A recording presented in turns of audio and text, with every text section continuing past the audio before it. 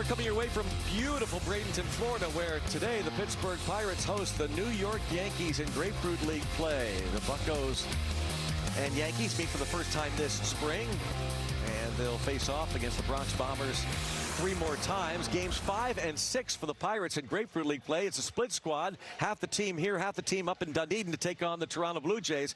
Normally it takes broadcasters, it's an old adage, about 20 games to get ready for the regular season. That's why we need 20 games. Well, most of us. Neil Walker, about 5 games. He's out of town after today. So, Neil, enjoy today. Thank you. Hopefully the weather's as nice as it is here back at home. It won't be. The Pirates, however, it was nice to see them get a win the other day. It was also nice to see Brian Hayes hit a home run on Monday because, Neil, I think the Pirates are hoping for just a little more pop in his bat this year. Well, we know what he can do on the defensive side.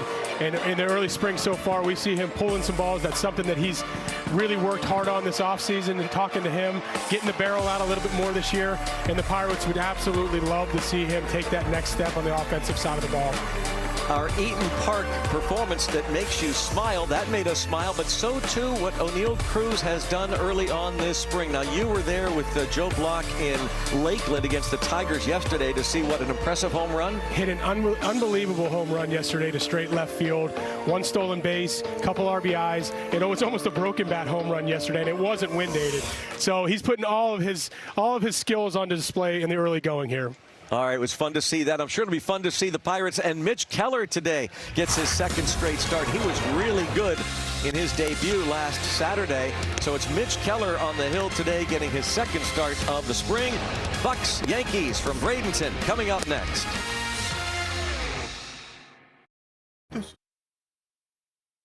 Brought to you by the law firm of Bordas & Bordas, official legal partner of the Pittsburgh Pirates.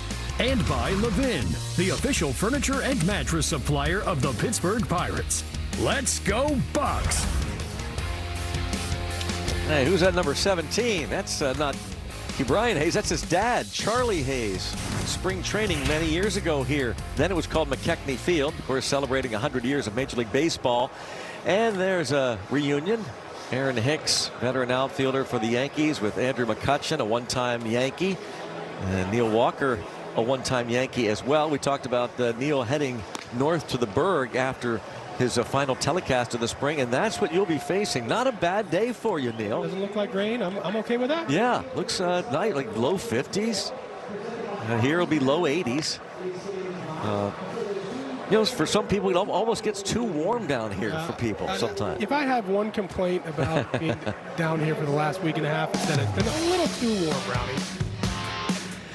Anthony Volpe will lead things off for the Yankees. Oswaldo Cabrera, Aaron Hicks, and Jose Trevino follow. Oswaldo Peraza will follow. Then it's Rafael Ortega, Michael Hermosillo, Jake Bowers, and Esteban Florial. Mitch Keller was really good that start on Saturday. And 2 scoreless. You mentioned 2 scoreless. 30-ish pitches. His numbers for last year, just under a 4. Career high in innings pitched. Now he's looking to add on to that. And probably be stretched out a little bit closer to 50 pitches today, hopefully. We'll see. Threw about mid-35 pitches his first time out. It's interesting. I don't remember the last time. Not that it's a big deal at all. It's not. I'm not suggesting. I think it's just it's interesting that he goes right away 5 days later. That's usually they separate the starters at least 6 days. But here he goes right on regular rotation. And they may pick and choose, kind of give him an extra day here and there as spring goes along. But, you know, my pick for a wind-blown home run. I didn't pick that. Anthony Volpe are really fired up among Yankee fans for Anthony Volpe. They think this guy is as good a prospect as they've had since Derek Jeter. Hit 18 home runs at Double-A last year before a September call up to Triple-A. Little hanging slider, which actually didn't end up in a terrible spot. It wasn't even a strike off the plate, and Volpe just kind of gets on top of it and slaps it. And per usual, this time of year down here, we do have a little wind blowing out the center, left center. So a quick strike for the Yankees. And now Oswaldo Cabrera starting at third base today for Aaron Boone. Josh Donaldson will return for another big league season. Cabrera, the switch hitter. It's 44 games, as you see, last season, where he hit .247 with 6 home runs. But I was going to mention with Mitch before that ball was hit that, you know, he would be my choice to throw that opening day in Cincinnati.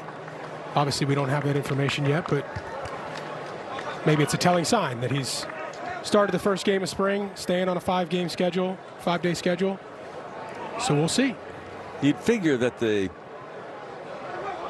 choices are between Keller and veteran lefty Rich Hill to start opening day, but as we know, Neil, you know it as well, better than most about PNC Park and more suited for left-handed starters, so it would make a lot of sense when Keller would start in Cincinnati and then Hill would start the home opener at PNC Park against the White Sox, wouldn't it? Yeah, I would agree with that. That's, you know, historically at home, the left-handers, especially the softer throwing left-handers like Rich Hill is, and you know, he's not going to light up the radar by any means, but he's going to add, subtract. I like him in our ballpark in Pittsburgh. And gets a strikeout. 98 there from Mitch Keller. The 27-year-old from Cedar Rapids, Iowa. Check out the defense behind him. Brian Reynolds in left. Figure to see a lot of that this season. Not a surprise. Travis Swaggerty getting an opportunity in center. Andrew McCutchen in right. Brian Hayes, O'Neill Cruz on the left side. Tucupita Marcano will start at second base. Carlos Santana at first base. And Jason DeLay behind the plate. There's Aaron Hicks. Fouls one back and out of play. O'Neill Cruz, he'll lead off. And Neil talking about that in the open.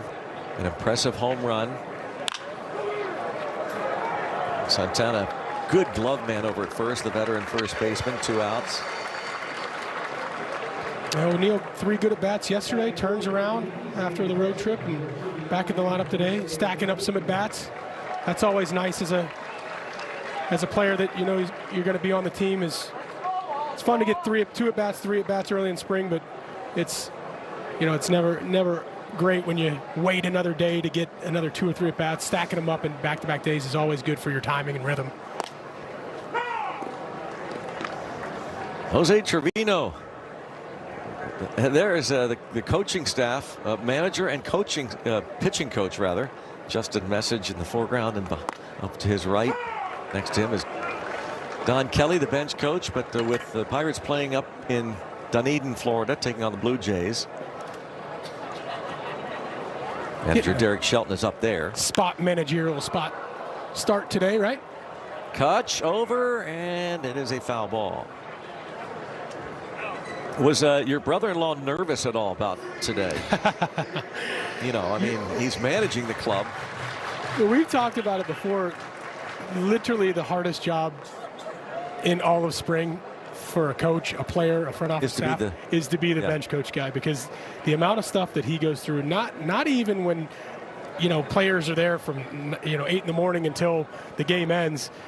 The stuff that he has to do from 5 in the morning until 9 and after the game until 7, 8 o'clock is something that is beyond what you would ever imagine. From the schedule to making sure you have enough players for the next day to ground balls and outfield work, all of it. He, down to a minute, has everything planned out. And if something gets thrown off, he's not a happy camper. I can't fathom. And, you know, and you start over at Pirate City where there are so many players, as this ball is barehanded by Keller. Nicely done. O'Neill Cruz will lead things off as Mitch Keller gives up the homer, but then gets the next 3. Park in Bradenton. Always popular hangout. Check out the RAV4 lineup. O'Neill Cruz, Brian Reynolds, Andrew McCutchen. That's Carlos Santana hitting cleanup. The DH is G-Man Choi. Our first look at him. Brian Hayes. Talked about that home run he hit the other day here. Tucupita Marcano at second. Jason DeLay also hit a home run in that game. Travis Swaggerty hit a home run yesterday, right? Yeah, big home run by Travis Swaggerty. I'm always looking at the flags blowing out today. Here's O'Neal Cruz facing Lou Trevino, reliever. You'll see a parade of pitchers for the Yankees. Yeah, hang with us. We probably got one every single inning for the Yankees. A bullpen day for them. Spring training bullpen day. Trevino, 64 games last year. O'Neal Cruz facing this right-hander, was picked up from Oakland last summer. And this guy, Trevino, at one time had one of the best sinkers that I have ever seen and faced. On top of an upper 90s fastball in his prime in Oakland. Obviously over here now, being a mid-late inning guy for the Yankees. Ties up O'Neal Cruz. A little walk around the batter's box, but back in there. Of course, that's been really the big topic in all of baseball. The pitch clock, the pace clock. Line to center field. Just kind of one-hands it and strokes it on a line to center field. Caught by Michael Hermosillo, who's a fine defender.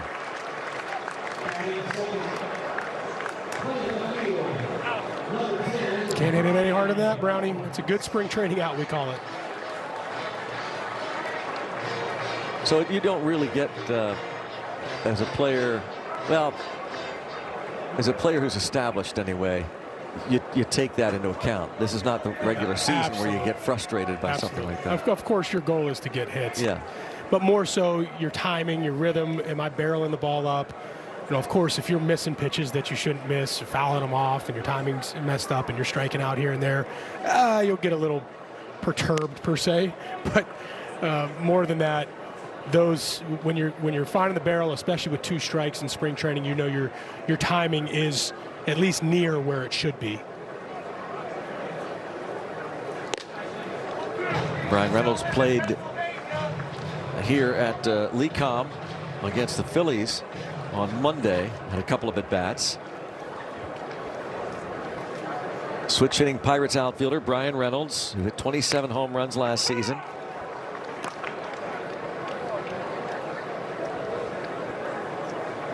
And we'll try to keep you updated what's going on in Dunedin, Florida, north of us, where the Blue Jays are hosting the other half of the Pirates big league roster, the split squad.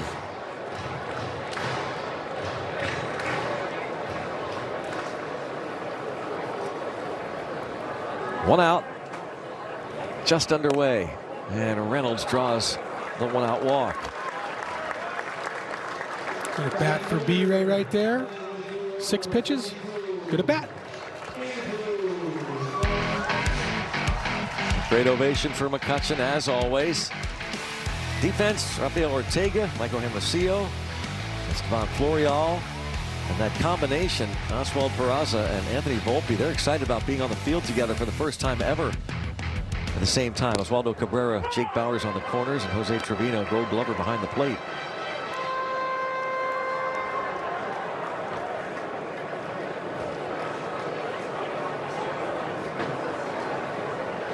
Trevino's not related. The battery.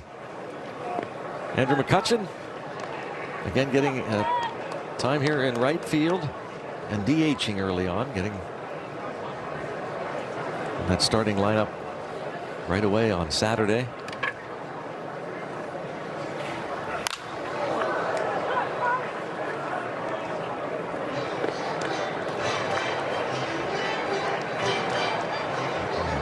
Brian Reynolds at first.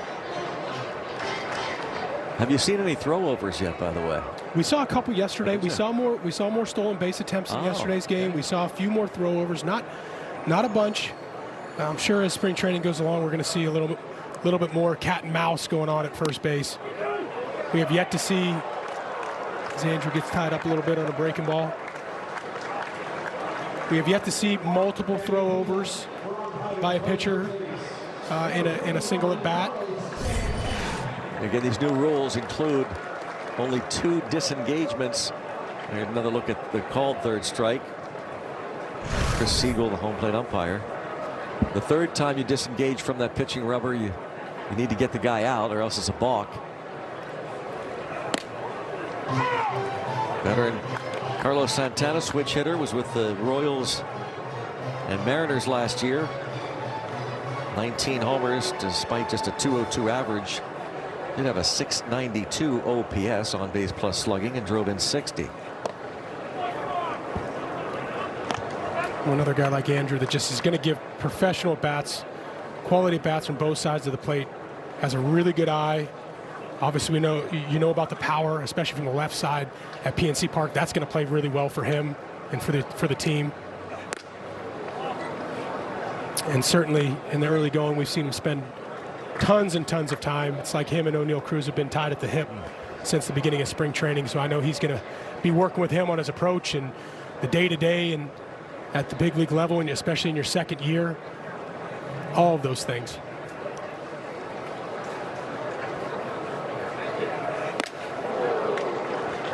And again, Lou Trevino ties up a hitter, in this case Carlos Santana. Turns 37 years old April the 8th. Take a look at the defense. There was talk when the Pirates signed him that he might benefit from the banning of the shifting, because he and Ji-Man Choi, 2 of the top when they bat left-handed. Now Choi straight lefty hitter, but Santana is a switch hitter, and he bats left-handed. Choi the lefty hitter. They were shifted as much as anybody, if not more so than any other hitters in baseball last year. Have you noticed any of that yet? Have you paid much attention to what the banning of the shifting has done? I haven't noticed. Of course, we've seen a few hits in the 4-hole there in the first couple games, but nothing significant that you would say, oh, well, that would be a hit. Right. Otherwise. Well, we're through 1. It's 1-0 Yankees. Go to the second inning, 1-0. Talk about the shifting restrictions. 2 infielders have to be positioned on either side of the second base bag when the pitch is released. At least 2 infielders. All 4 infielders have to have both feet within the infield when the pitcher is on the pitching rubber. Fielders cannot swap positions during the inning. And now Oswald Peraza is hit by a pitch.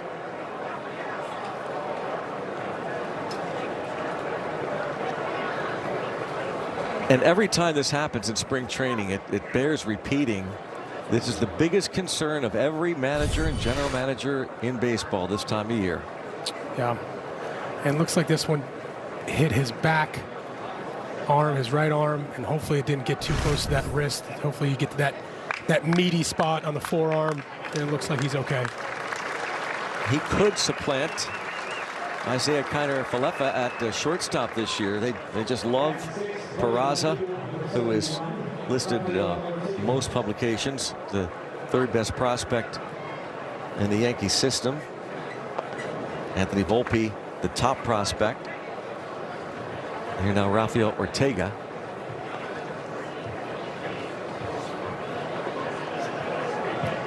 And he gets a good jump and he takes off, and it's going to be a stolen base for Peraza.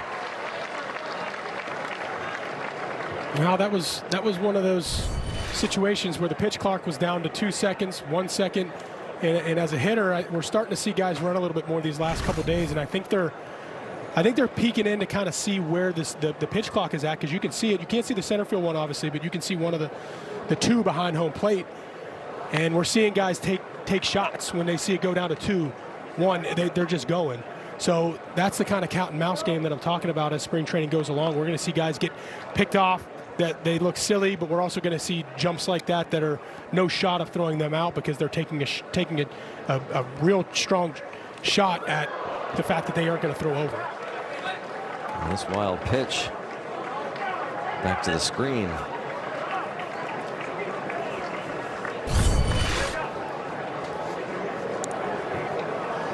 Just yanks a breaking ball right here, Mitch does.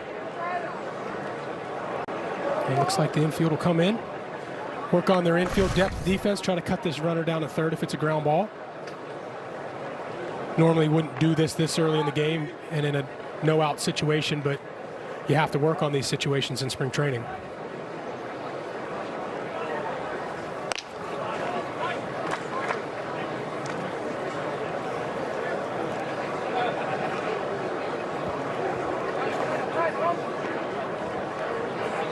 Two and two. And there's the one and only timeout that this batter will get this plate appearance. Part of the new rules. As that clock starts to wind down, a batter does have that in his back pocket if need be.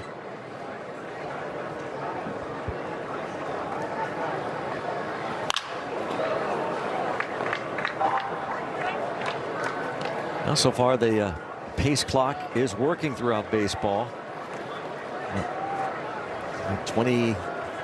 Close to 25 minutes on average being shaved in spring training. Shealy's numbers last 15 starts for Mitch Keller. He was a different pitcher last year, wasn't he? He sure was. I mean, 2.47 average, 2.71 ERA, noticeably better. Deep to right, and Mitch Keller's given up his second home run. This one pulled over the right field wall by Rafael Ortega. 3-0 Yankees.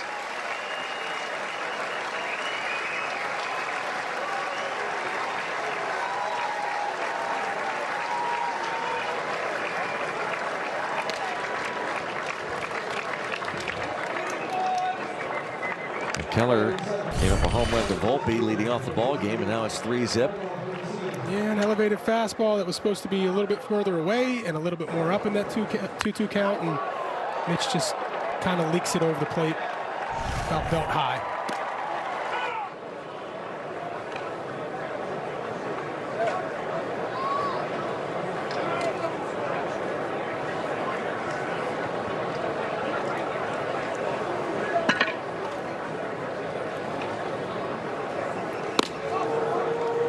Hermosillo.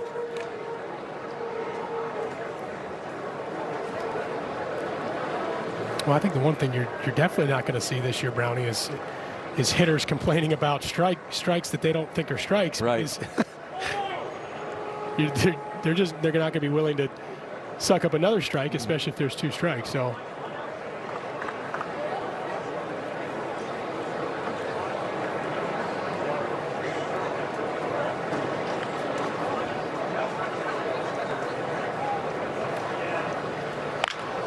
At the end of the bat, Squibber, and Keller did not get over initially, now does. Now it's late, so that's some sloppy play. Keller was a spectator, and the batter runner Hermosillo winds up at second base. Well, and this is one of those weird balls, a curve ball from Mitch, and look how far the second baseman is up towards second base. So your first baseman knows that. And Mitch, that split second that he thinks, well, the second baseman should have a shot at this better than me. He thinks, oh, shoot, Carlos went after this ball, I got to get over. And then it's too late, especially if you got a runner that's average to above average speed.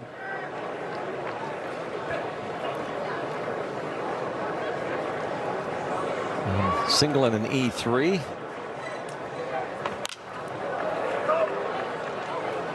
This start for Keller not nearly as clean as Saturday's game. 2 scoreless, giving up just a hit, struck out a couple. Jake Bauers pops this one up, and diving try by Reynolds. It's first and third.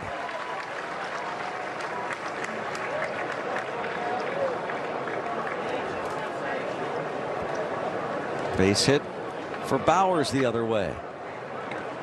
Well, we say it all the time. If the ball is hit near O'Neal Cruz and it doesn't get caught, then it should definitely be a hit. And this ball obviously gets as close to Ryan Reynolds. The only shot he is kind of lay out and fully extend that left arm to trap it, and it didn't quite get there.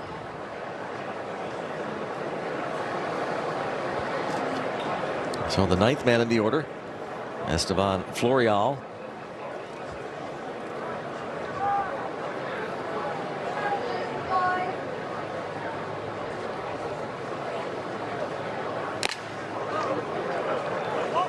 .95 there from Keller.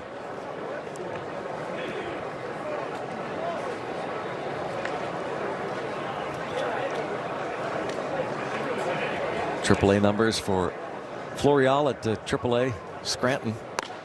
Didn't want to, but does.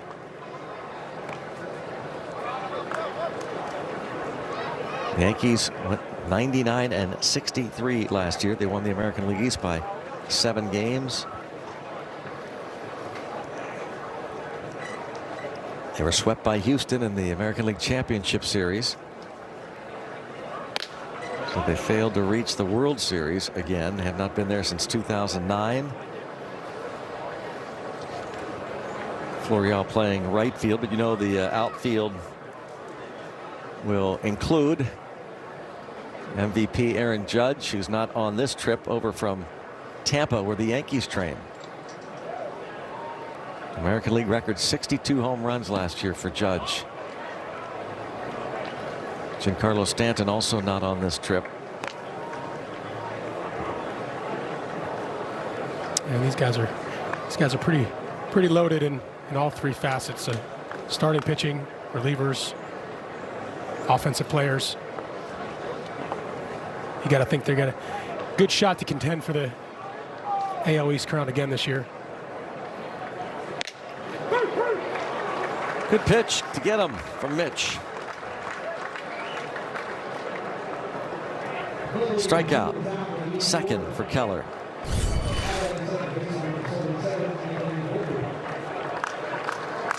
And this one ends up in the middle of the plate, but as a hitter, the angle of that ball looks like it's going to be much further in. And with the 2-seam action that Mitch has to his ball, it at least comes back a couple inches.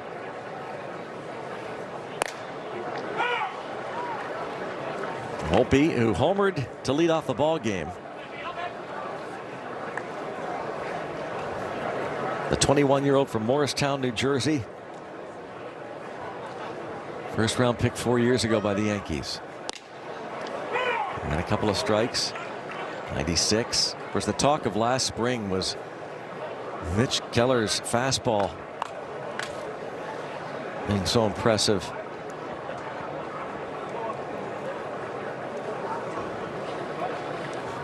But as it turns out, it was him kind of going back to the laboratory and working on the 2-seamer that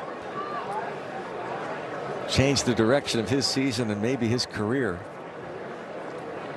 Well, the arsenal is impressive. I mean, coming into spring, there's talk that he has a 6-pitch. Yeah, a lot of talk about that. 4-seam, 2-seam, slider, cutter, changeup. And a runner takes off. It'll be another steal. Second of the inning for the Yankees. The stolen base, Bowers.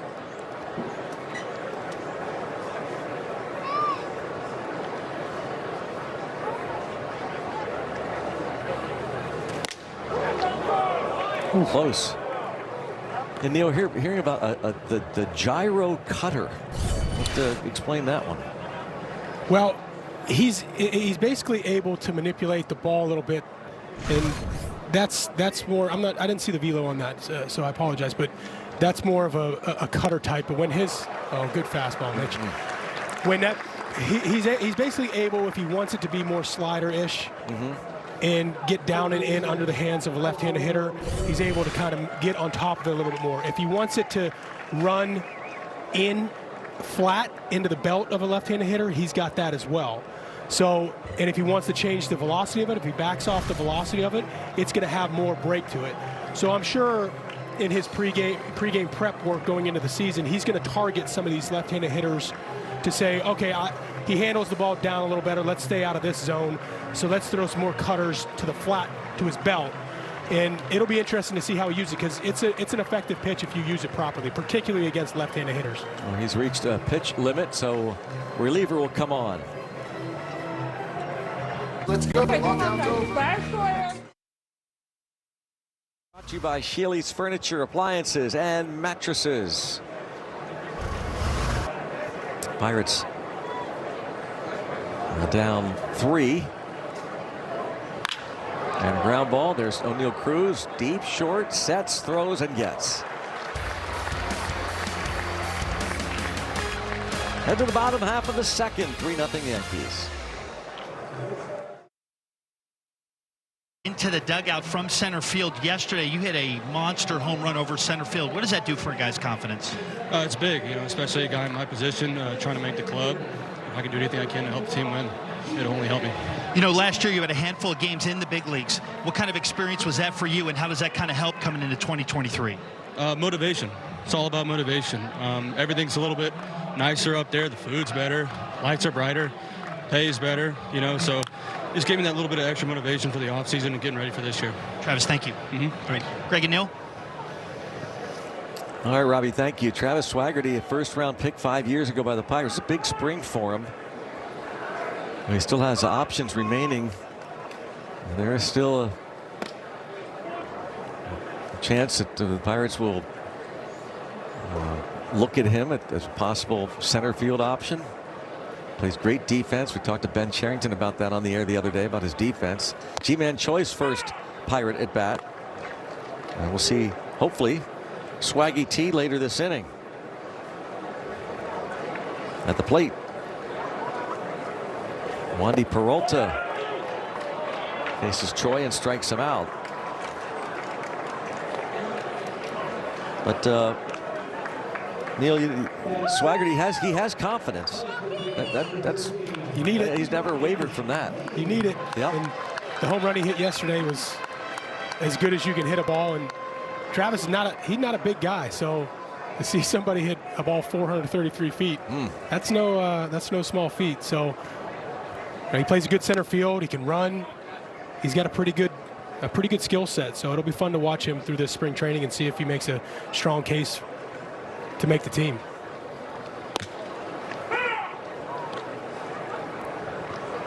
Ball to strike on Brian Hayes.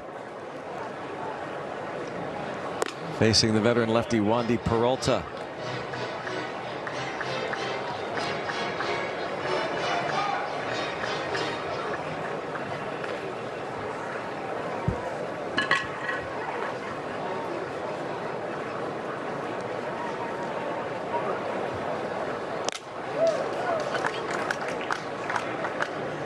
.95 from Peralta. Hayes talked about that home run he hit.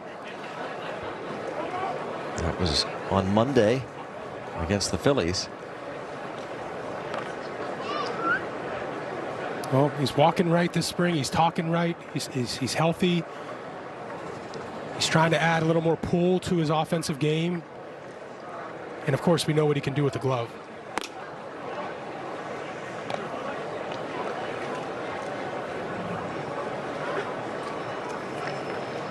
Three and two.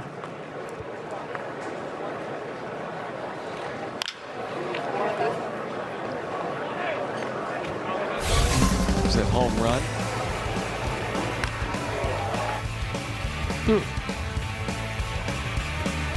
Little middle in fastball. 96 miles an hour. Not the easiest thing to do to turn around those pitches. It's a good sign.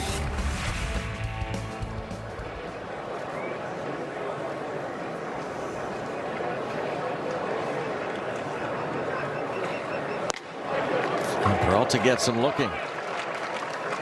Back-to-back Ks for Wandy Peralta.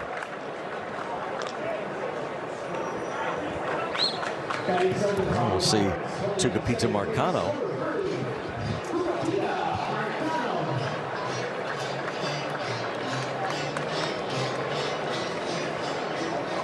Oh, a little quick pitch right there. Well, Wandy Peralta. Quick pitch for the clock. How about that? He got the 16 seconds there, or he's got the 12 seconds there, I think. And now Tucupita's down 2 strikes within 8 seconds. Wow. Won't need no pitch clock. Wow. 3-0. into the game here for the top half of inning number 3. And Key Brian Hayes also in this afternoon's game as well. And he received a special acknowledgement earlier today from Rick Cerrone, who's on the board of the Taylor Hooten Foundation, which is a nonprofit organization where they educate youth and their adult influencers on the truths about performance-enhancing substances, anabolic steroids, human growth hormone, energy drinks, and dietary supplements. So Key Brian Hayes is the Pirates representative. They weren't able to hand out this award and acknowledgement for the last couple of years due to the pandemic, but Rick Cerrone, former Yankees PR extraordinaire, was able to make a trip today and give that little plaque to Key Brian Hayes, and he's a part of the board. Each team has a member. Jamison Tyone was the last for the Pittsburgh Pirates to represent them in the Taylor Hooten Foundation, but nonetheless, very nice to bring the awareness of performance-enhancing drugs, and Key Brian Hayes, Greg, is doing his part. That's neat to see. And Neil Walker was a Yankee representative as Rick Cerrone went to a Yankee camp. Yeah, really great organization. I mean, everything it stands for and everything that where the game is and all the things that you could potentially have at your disposal. This organization highlights the way kids should be doing it. Kids are bigger and stronger than they've ever been without any of this other stuff. So it's great that we have representatives like Key Brian and others that are well represented and send a great message to the youth. Play clean. Rick Cerrone's done a great job with that. He's now the editor of Baseball Digest. He's really revamped that long-time publication, and he spent, of course, a number of years as a Pirates public relations director as the strikeout for Mitch Keller. Yep, Mitch Keller's back out there.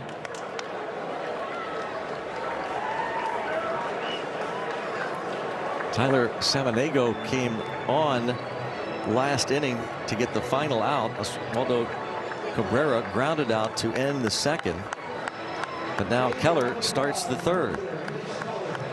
And that'll be it for him. And here comes Samaniego.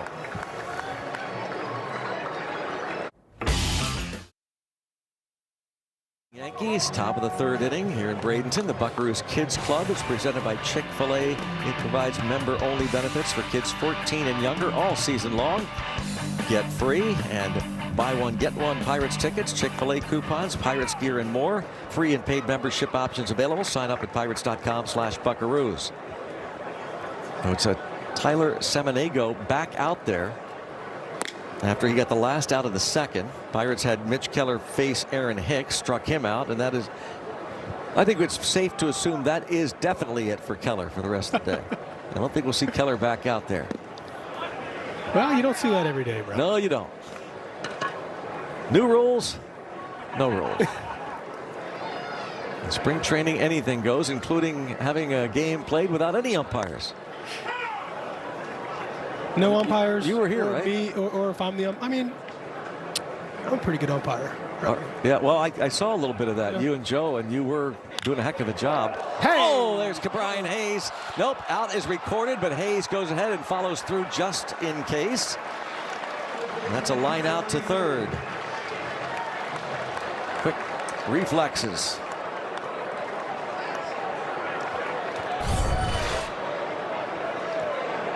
Little top spun ball. Well, and this is the reason why third basemen wear a bigger glove than the middle infield guys. Usually the middle infield guys are wearing anywhere between 11 1/4 to 11 3/4 inch glove, and a lot of times the third basemen wear 11 1/4 to 12 1/4. So that's exactly why those top spin balls, that whether they're ground balls or hard hit balls, you get that extra inch or half an inch. It makes the biggest difference. But sometimes like that, the gloves can be so big that sometimes they pop out of there. But I mean, we're going to talk about it so much this year, Brownie. On this left side of the infield, yeah, there's so few balls that are going to get through that shouldn't get through. You know what I mean? You're going to have to hit a lot of balls really hard and in perfect positions to get them past both of these guys. Another look from a different angle.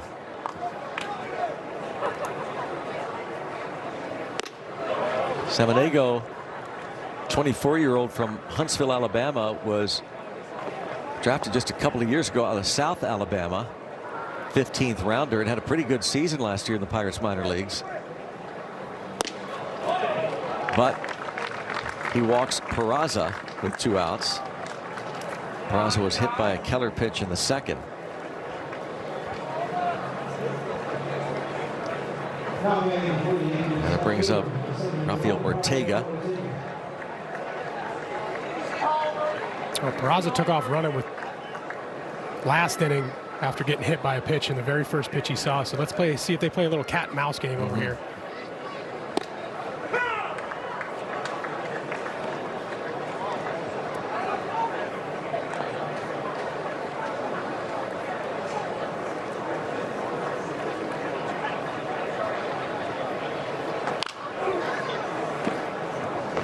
And he's quickly out in front of Ortega.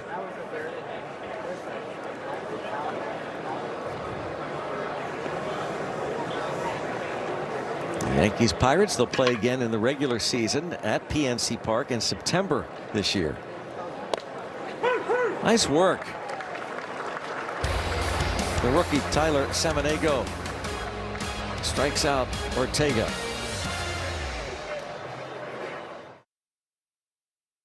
It's 3-0 Yankees here in Bradenton.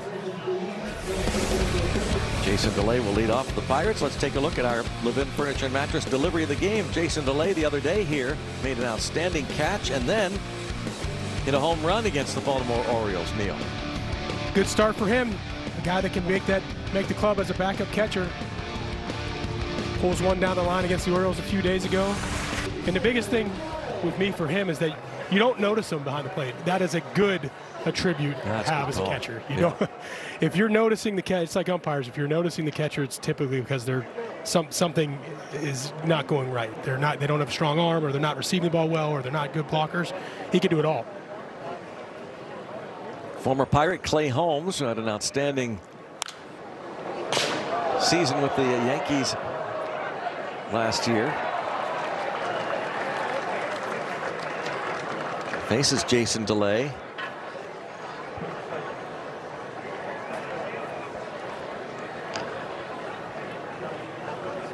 Oh, man. 96. Holmes has that really good run and sink to his fastball, and also the mid upper 90s velo to it. And as a right-handed hitter, this is one of your. It looks like it maybe didn't catch too much flesh, but as a right-handed hitter, that's the thing you are well aware of when these guys come into the game that have really good run and sink. And now here is Travis Swaggerty. Not a bad idea. Third baseman was back.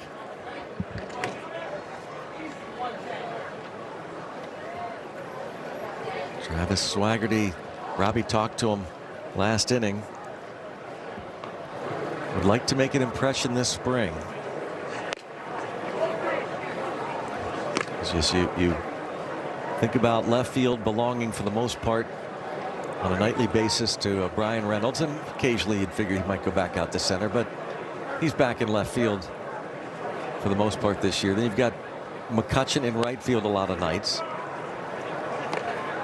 Well, who else plays right field and who plays center for the 2023 Pirates? That is something to watch very closely.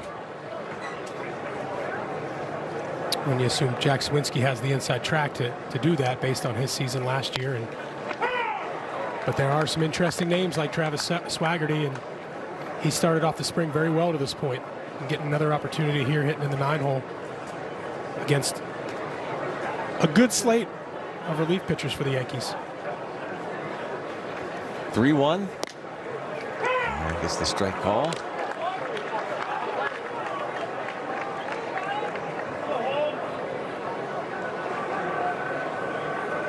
Yep, comes in handy on a warm day here, sun coast of Florida.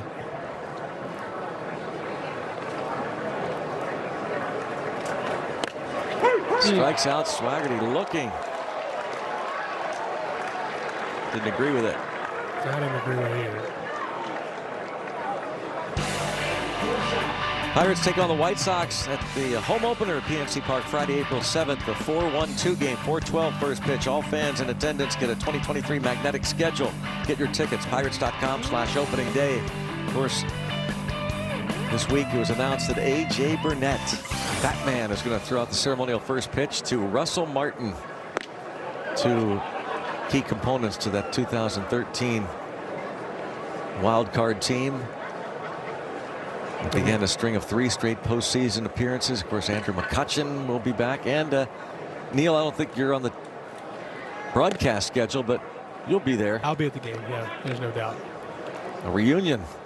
We had a nice discussion with him via Zoom 2 days ago, Brownie, when you had the day off and we're sunbathing out at Anna Maria Island. Yeah. But anyways. Continue. And he's obviously very excited about that. And, you know, AJ, when he was there, he was the guy that if you had a good game or you walked off a hit at home, he was the one that was always waiting for you with the shaving cream pie in the face. And I said, hey, don't be surprised if you get a shaving cream pie to the face after you throw that first pitch out. And he's like, you're not serious, man. And I was like, I don't know. You better good. Watch Put it in his head. I like it. Put it in his head. Chopper right side. Cruz is retired on the play. Delay to second brings up Reynolds.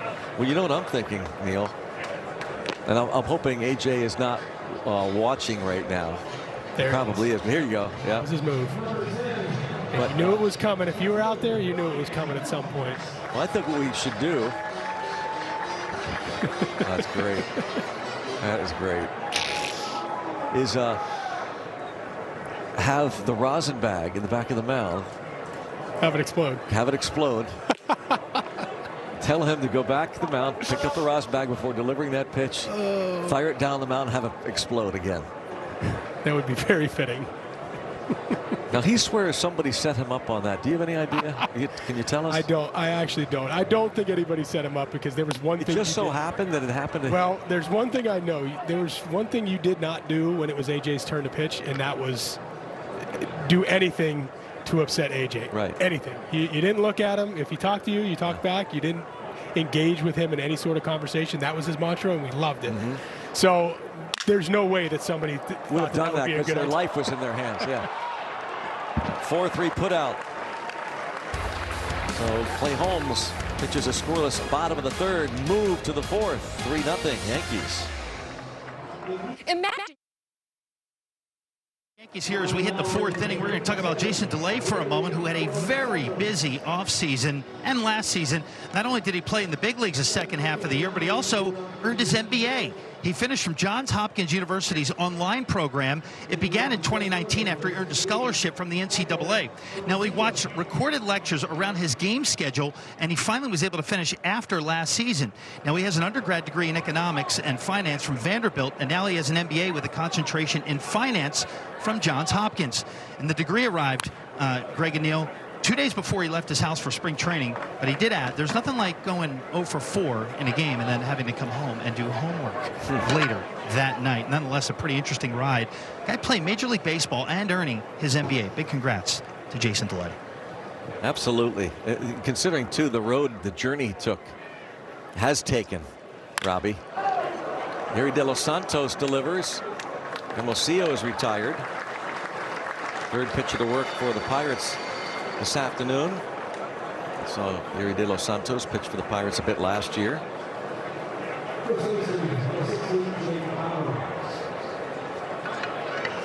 Shealy's numbers for Yuri De Los Santos from last year: 25 2/3, working just under a 5. Not a huge strikeout guy, big ground ball guy. 2-seam slider. Bowers with a base hit.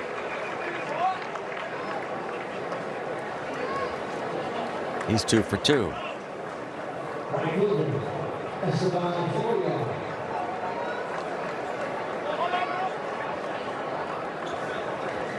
De Los Santos, pitcher number 3 for Pittsburgh.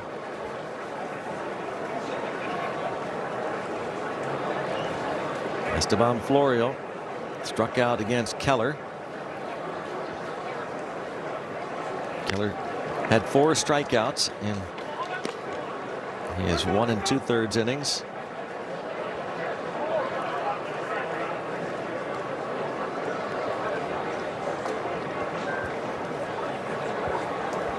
De Los Santos made his major league debut the end of May last year. 25-year-old from the Dominican.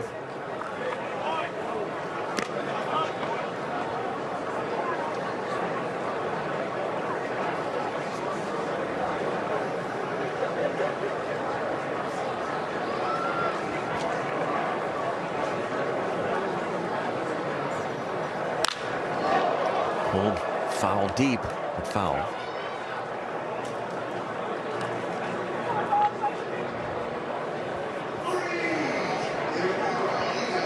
De Los Santos, an interesting arm, a guy that the Pirates would go to at times to try to induce ground balls, you know, the double play situation later in games in that 7th, 8th inning at times, but mainly pitched in the 6th and 7th for the most part.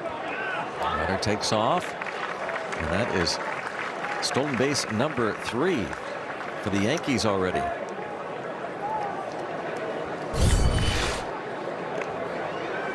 Well, that is the one thing you see with De Los Santos. He's got that big leg kick, and if you pick right as a runner and you have an average to above average speed, you got a decent chance of making it if he doesn't switch up his times to home.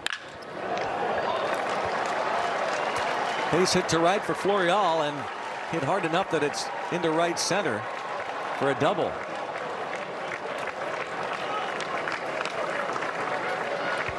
Now there might be, I don't know, we'll never know, but there might be an instance where, had the shift been employed, that might have been an out.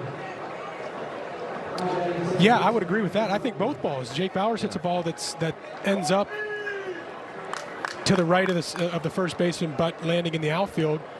Most likely, both of those guys are going to be shifted, and that ball is going to kind of be more hit in between the shortstop and the second baseman. In previous rules, in previous years.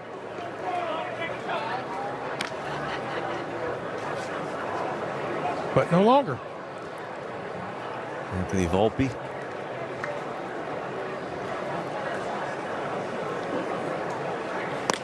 So who will it help? Which players, which pitchers, which teams will it hurt the most? That's a good question, but I think the general answer is it's going to help pull left-handed hitters. I think about guys like Anthony Rizzo, who's on the Yankees, and his pull numbers are just through the roof. But who knows if they'll find ways to combat that? Who knows if they're going to? You know, we talked about it a tiny bit. Who knows if they take the left fielder on a guy like Anthony Rizzo and put him in shallow right field? We have no idea.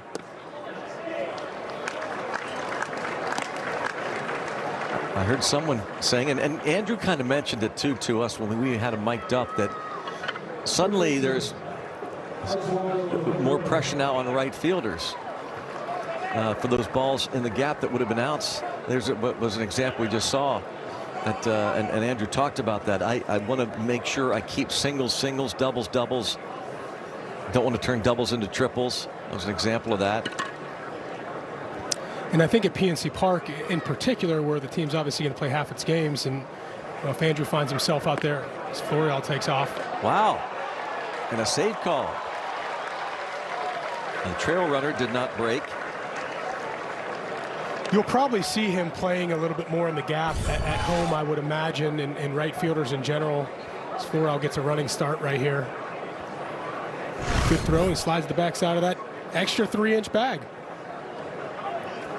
So, you know, in Pittsburgh in particular, the Clemente wall is angled a little bit more towards center field. So if a ball is hit over your head and you play it right, there's a decent possibility if the runner's not a speedy runner. Oh boy. Here comes Swaggerty. Oh boy, he's going to be out at second too. And a throw to the plate is strong. Look at that arm from Swaggerty. Wow. We talk about competition, and he knows he has to impress here this spring if he wants to break camp with the club, and he showed off that strong arm. Double play ends it. Yankees lead 4-0, go to the bottom of the fourth here in Bradenton, Florida, and the inning ends, the top half, with this double play. Well, this is super interesting, Brownie, because you see the runner at first slide into second base. If there was nobody out on this play, this is a triple play. He catches it, he throws out the runner. The runner from first base, when he slides into second, he actually makes a move toward third base, but doesn't go back and touch second base while heading to first. So watch. Okay, he's on top of the bag. He's on the third base side. He does not touch the base going back. So that would have been an interesting triple play. A spring training triple play.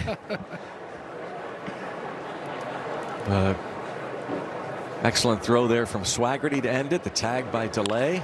And now McCutchen bounces it to third.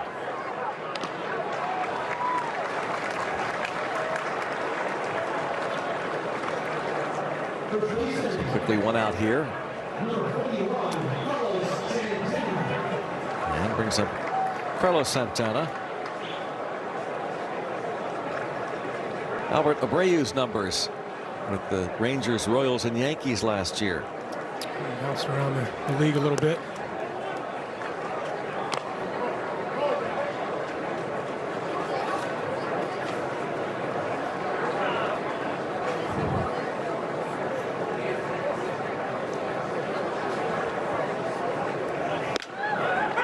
Santana struck out against Lou Trevino. Trevino, though a reliever, started today, and that's been Wandy Peralta, Clay Holmes, and now Abreu. A pop up. 2 outs.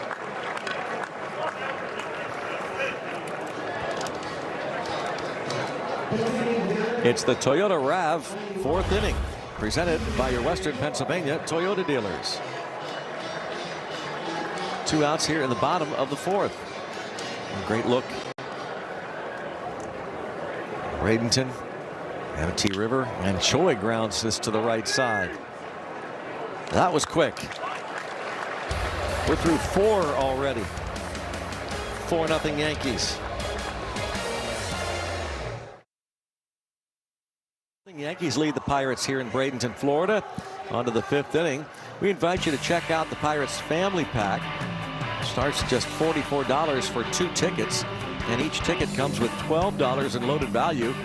Good for concessions and merchandise on the day of the game. Go to pirates.com/family pack. Check it out. And we'll check out Colin Holderman. He'll make his first appearance of the spring. He could be a very big key to the back end of the bullpen this year. Picked up from the Mets last season. The Daniel Vogelbach trade, and looked really good early, and then they shut him down. A little shoulder tenderness. Good to see him healthy. And a pop up by Aaron Hicks. Swaggerty fighting that sky in the wind. Not an easy catch. Puts it away. Well, the wind wanted to give this ball a chance right here, and Swaggerty, you see him right there. He's probably saying the sun is right in my face. Glad I got these shades on. You're using the glove, you're using the sunglasses to track it all down. We mentioned Mendy Lopez a couple of times early this spring. He has joined the Pirates coaching staff, and he joins us now live from the Pirates dugout. Mendy, welcome back. Of course, Mendy Lopez played for the Pirates, part of the 2001-2002 season in the big leagues, and he's been a coach and manager throughout the Pirates minor league system the last handful of years. What's it like now, Mendy, to join this coaching staff? Well, thank you for having me here, guys. Appreciate it. I mean, this is it. This is the level you want to be. So very happy to be here to join the big league staff and have the opportunity to grow even more. Mendy, we had a great conversation the other day on one of the backfields, and it's always interesting to me. When I was coming up in the minor leagues and in the big leagues, I always like to pick the brains of the guys like yourself that had played significant periods of time in the big leagues, especially at infield positions, those middle infield positions. And we talked a lot about, I always just kind of ask plainly, like, what's your philosophies? And maybe you could kind of share the things that made you a special player and some of the things that maybe you're trying to pass along to the guys this year going into the season? Definitely, of course, definitely preparation. I think it's not only physically but mentally, knowing what is important and what you're preparing for. I think that's the key. That was the key for me, and that's the key for baseball players. Especially on the infield where everything happens. So we do a lot of things here. We focus on a lot of glove work. When you go down the knee, just keep your head behind the ball. A lot of machine, ground ball with machine to create a hop that we want our infielders to work on. And especially we've been working a lot on direction to target. So pre-pitch and direction to target. The skills there. These guys are the best in the game. So I think if we can be consistent on that, we're gonna have a pretty good chance to be good at defense. Is there anybody that you can remember, and I have kind of a guy in my head as a shortstop, maybe two guys actually, that O'Neill Cruz somewhat resembles as far as the range and the size and the arm strength, as we see him get a ball right here? Wow. Oh, no. I don't know, Neil. I don't know if I haven't never seen a player like O'Neill. Like, he got everything, man. I mean, he got the size, the range, the arm, the glove. I mean, he got everything. So I can't remember to see a player like that with those tools. Right. Well, Mendy, you have a great relationship with him. We know that. And here's a situation. He's got that great arm, that throw kind of tails on him and Santana. I guess that maybe the one area you'll continue to work on with him. Yeah, he's still, as we know, he's still young. He's still, it's a lot of room to grow. And O'Neill make plays look easy a lot of times, but doesn't mean that those plays are easy. So for him to keep that focus on that, it's not how you make it. You gotta. It's not done until you get it done. So I think he's still young. His mistake like that's gonna teach him how to focus a little bit more. So everything happened for a reason, and he knows it. And like you said, we have a good relationship, and we talk about it a lot of times. So, but I'm very happy where he is right now and what he wants to become. And you see that ball going to be a triple into the right field corner by Rafael Ortega to score Peraza from first. And makes it 5-0. We're joined live downstairs in the dugout. Mendy Lopez joins the coaching staff this year for the Pirates. A lot of years in the major leagues. Super utility player, so he certainly knows all kinds of roles, infielders, outfielders. And Mendy, maybe you can kind of tell us what you believe your role would be this year. I know you're going to help Donnie out a lot, Don Kelly. Yes, sir. I'm going to be on the dugout, just checking where our guys are in the infield. But I'm a coach, man. I mean, whatever I can help, I'm here for it, and I think that I can help in many areas. So I'm just going to keep serving, watching, and whatever I see, just give it to the right person. But I love coaching. I love the game, and there's a lot of things that happen in the game that if we're watching, we can help. So I know I'm going to be working with infielders, but I'm a coach, so I'm going to be watching. Well, that's great to have Mendy Lopez in the big leagues. Mendy, thanks so much for being with us. Thanks, Mendy. Thank you for having me, guys. Thank you. Does getting Holderman through his first inning since he went on the injured list during the last regular season, and now we're pleased to be joined by the Pirates reliever here inside the dugout. What was it like first outing coming back after a long layoff for you? I was definitely nervous because, hey, if you're not nervous, you're not ready to go. And I love getting a little amped up before heading out there, and I had to slow it down a little bit when I got out there. I just wanted to get out and establish the heater and get some ground balls, and that's exactly what I did, and I'm very happy with it. What is that process like, kind of feeling where you are in terms of being at game speed? Because I know it's way different than throwing bullpens. Yes, yeah. I just really like seeing the swings that the hitters give me, and if they're hitting the sinker into the ground, I'm doing everything right up there. My mechanics are right. I'm throwing the sinker, I get on top of it, and that's exactly what happened today, so I have nothing to complain about. What does a full spring training do for you with the new ball club? Oh, it's great. Just get to know everyone. Team chemistry is everything in this game, and if you enjoy showing up every day, you have friends at the yard, it's a lot easier, when it gets into August. So that's what we're trying to establish right now, and, have a great year. Colin, thank you. Thank you. All right. Greg and Neil. Thanks, guys. It is going to be really helpful to have Holderman back at full strength at the beginning of the year. Part of that bullpen, the power sinker he talked about as Hayes bounces out against Jimmy Cordero. In the bottom of the 5th inning. Yeah, it was unfortunate for him at the end of last year when we got him over from the Mets to not really get the work that he was hoping to get and establish kind of who he is as a pitcher and what he can do out of that bullpen going into the offseason. But it's nice to see him healthy now, and as you can see, he's excited to be back out here.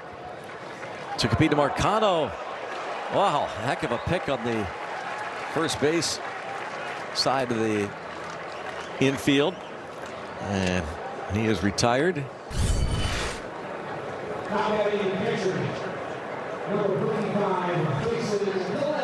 Jake Bowers. That's a tough pick right there. Man. Those in between ones, you just wave and hope it goes in your glove. Now Jason DeLay. Hit by a pitch in the 3rd against Clay Holmes.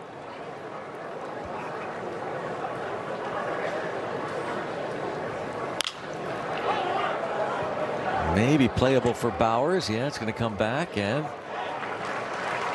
1-2-3 again. Through 5 innings. It's 5-0. Spring Training Baseball on AT&T Sportsnet is brought to you by Sheely's, locally owned and operated for over 70 years. The best things in life happen at home. And by your Western PA Chevy dealers. Let's go Bucks! 5-0. Pirates still looking for their first hit. Going to the 6th inning. And a lot of the starters, in fact, all the starters are gone now. We'll get to the changes. Andrew McCutchen going to sign some autographs. As Jake Bowers will be lifted in favor of a pinch hitter, former Pirate Wilmer Defoe.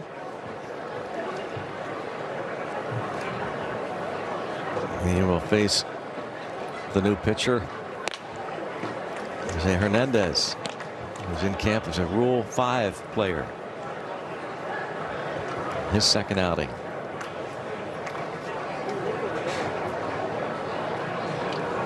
Pitched on Monday here against the Phillies. Pitched a scoreless inning. He throws hard. 96 right there on the fastball. As you see, Sheely's number is almost 60 innings on the year and almost 70 strikeouts. That's a telltale sign you probably got some velocity. And as you mentioned, Rule 5, the rules in Rule 5, you have to stay on the roster, and you have to be offered back if they don't keep on the roster. And let's go to Robbie with Brian Reynolds. Yeah, the Bucko outfielder here in 2023 in spring training. What's it like so far, and how's it? What's the experience like sharing an outfield with Andrew McCutchen? It's really cool. It's kind of come full circle. Obviously been in the trade for him and having that, and then fast forward a few years, we're getting to share the field, walk off spring training together. So it's pretty cool. You know, what was your reaction when you heard he was coming back to the Pirates, given that you were a key piece in the return for him? I was excited. I mean, like I just said, it's like a full circle moment. I feel like that trade helped me get into the big leagues quicker. So, I mean, he kind of helped my career along in that way, and now we get to play together. What does he bring to the club in your experience so far? I mean, a lot. Just who he is as a guy, what he's done as a player. Obviously, MVP, been to the playoffs, been around to a bunch of different teams, just experience. And, you know, he's just somebody you can watch do his work, ask him questions, and learn. You know, you've been very public about how much you like the young core of this ball club and how everybody's kind of growing together. How do you feel now after a couple of years of being a Pirate, seeing veteran acquisitions come in to add to the young group of talent? Yeah, it's going to be big to have Kutch, Santana, Rich, and I'm probably forgetting some others right on the spot, but just to help kind of show the young, you know, because we got a lot of young guys, but they're really talented, and to have those veteran presence around to, you know, kind of show them how it's done, it's going to be big. If we can get a little peek into what it's like for you, first full week of spring games has come past us now. What's it like for you as you ramp up your preparation into the regular season? And at what point are you kind of feel like you're quote unquote ready to go? Well, I feel ready to go by the last game of spring. Today was just my second, so, you know, my fourth at bat. So we're definitely not there yet, but we still got, you know, 28 more days or something like that. So hopefully it's just a little progression, kind of like climbing a mountain until you get to the top or towards the end. So you have a 2.5-year-old son, Reese Brooks, a new addition to the Reynolds family, you and Blair and the rest of the Reynolds family back in Nashville area, Tennessee. What's the offseason like with 2 kids running around instead of 1? It was a little bit tougher, but I mean, Brooks is just an angel baby, and he's just happy to be part of the family and happy to be involved. So, I mean, he's made it as easy on us as he could. So, you know, Reese is the one that's given us a little run for our money because he's just a ball of energy. So, but it's a blast. So we'll probably go swim in the pool after this to get some of his energy out. Does he keep you busy there in the pool? You gonna stay with him the whole time, run him around, huh? Yeah, we got him one of those little floaties that go on the arms and across the chest, and he's starting to figure that out. So he just jumps in and kind of kicks his feet around and swims around. There you go, Neil. Take note. Gonna be you soon. Run around the pool with the kids. Brian, thanks. Thanks. It may take a couple extra months to get to the pool weather in Pittsburgh, Robbie, but thanks for the reminder. After 2 strikeouts by Jose Hernandez, he gives up the hit to Anthony Volpe. Talked early about the excitement in Yankees camp over this guy. Considered their top prospect, and he has been on base 3 times, including a home run and a walk.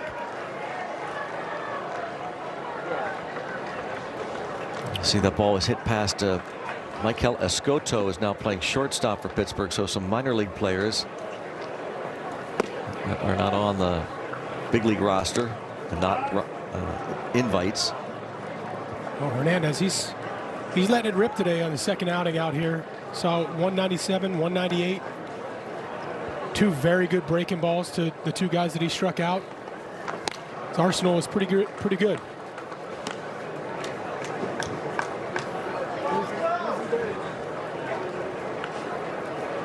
Volpe getting a little anxious over there. This might be a spot where he tries to take off. And they've stolen 4 bases, and there's a throw over. That's 1. Home plate umpire indicates that's one of the disengagements allowed.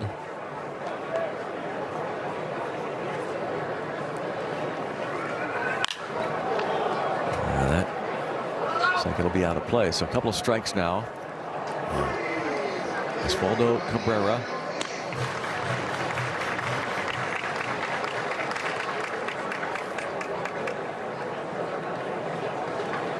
Well, I'd venture to say that if Volpe has any inkling to run, he's probably going to try to take off right here.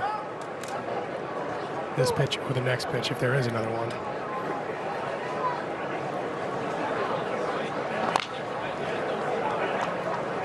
So this pitcher Hernandez probably, well, no doubt he's aware of the clock in terms of the minor league experience, but everybody trying to learn the pacing of it.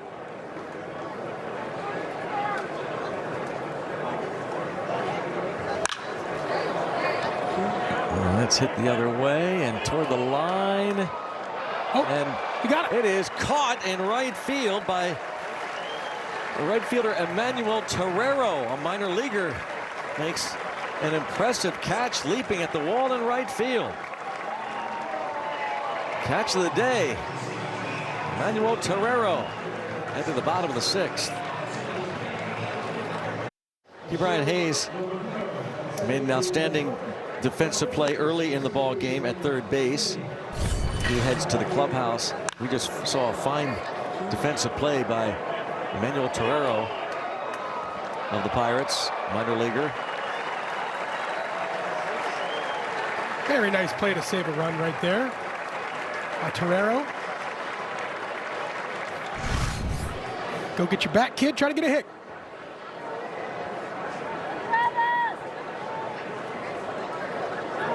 He played in the Florida Complex League last year. That's as high as he's gone. It's just his second year in the Pirates system. He's just 20 years old. It's a real feather in the cap when you're that young, Neil, that early in your professional career, and you get a chance to play in a big league spring training game. Ian Hamilton, the new pitcher. And Swaggerty gets another at bat. On a day like today with 2 games, one up in Dunedin and one here, you know you're going to have to dig a little deeper into the roster, the minor league roster pool for the extra players, especially this early in camp. So I know these guys that are playing in this part of the game are super excited.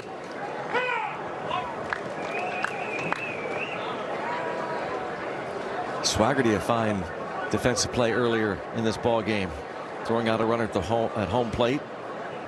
An inning-ending double play in the 4th. His lone at bat, he was called out on strikes against Clay Holmes. Didn't really agree with the call from the home plate umpire.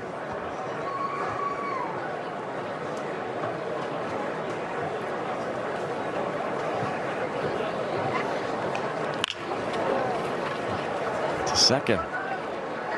One out. Pirates still looking for their first hit here in the 6th inning.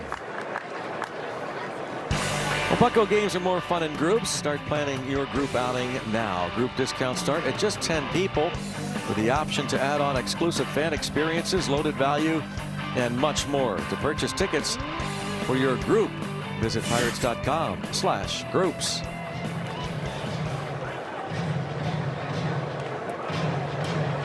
Sun-splashed afternoon here on the west coast of Florida. Nick Gonzalez, his first at bat, a 23-year-old drafted by the Pirates out of New Mexico State, first round 3 years ago.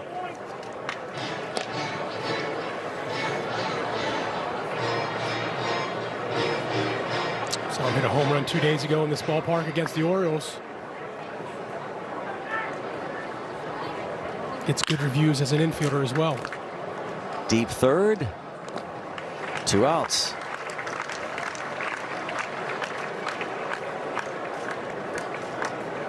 And now Drew Maggi.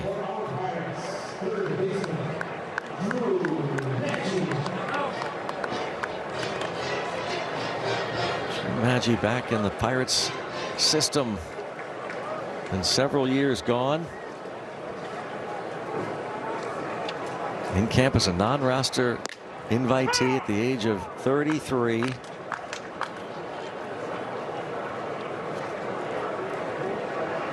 First year of pro ball in 2010 after the Pirates drafted him that year in the 15th round.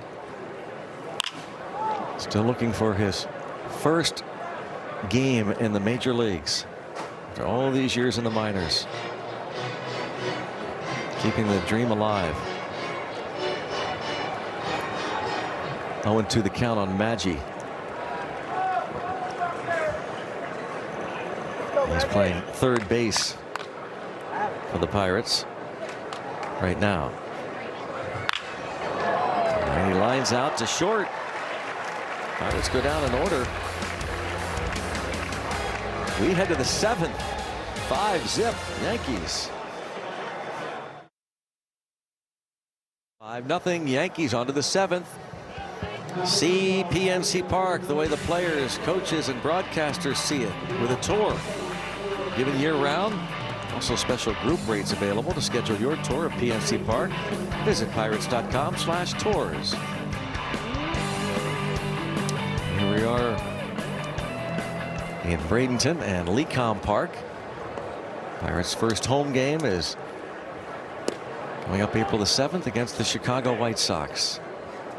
PNC Park. Open the season in Cincinnati. Will Crowe on the mound now for the Pirates.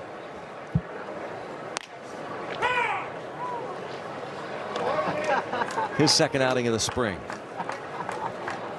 We'll show these numbers for Will. 76 innings with a 4.2, 68 Ks. Used heavily in the back end of the Pirates bullpen last year. And really for the first 3 quarters of the season was terrific. He ran out a little bit of gas at the very end of the year, but nonetheless, really good stuff from Will. I see him building on that year from last year as well.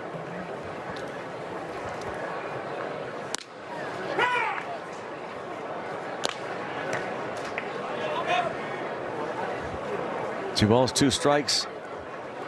Andres Chaparro. His numbers in the minor leagues with the Yankees last year. That's probably like, oh, okay, what? Not here.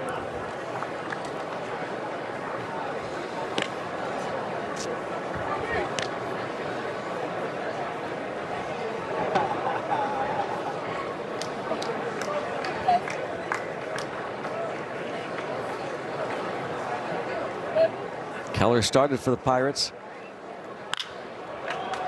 High pop.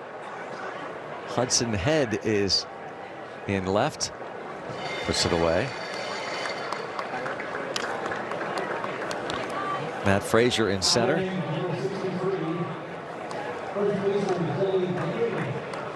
Check it out. Day for those kids today. Got themselves some balls. Maybe an autograph or 2. Well done. Looks like it, yeah. A bag full. Oh, wait, I think they're... Kids. Looks like she's got the Sharpie out, getting ready. All they need now is Greg Brown on that ball. Well, looks like they got a couple Neil Walker autographs there. Yeah, you're right.